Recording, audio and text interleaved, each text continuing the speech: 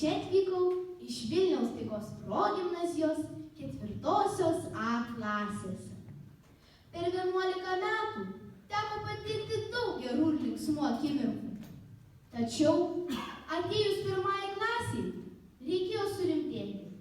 Atsirado naujų pareigų, tikslų ir svajonių. Bet jų gyvenimas nesustoja, jis vis juda ir juda tolyn.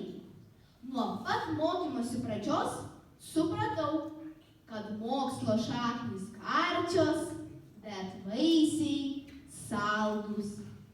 Kadangi esu ir buvau linksma ir smalsi mergaitė, kiekviena mano diena turi būti kupina nuotykių ir įdomybių.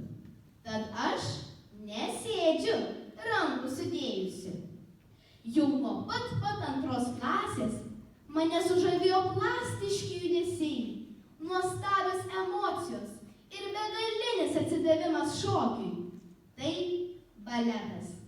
Jau 3 metus vis laukiu kito pasirodymo, o kai salėje pamatau daugybę žmonių, mane net prakaitas išmuša. Tačiau daugumą stebinu ne tik baleto žingsneliais, bet ir lietuvių liaudies šokis. Kaip supratote, vienas iš mano hobių tai šokis, bet aš turiu dar begalę kitos veiklos. Tai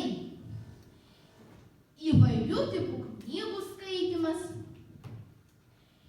įvairūs darbeliai ir kūrybiniai siuvinėjimai, o kartais net šeimininkavimas virtuvėje, gaminimas.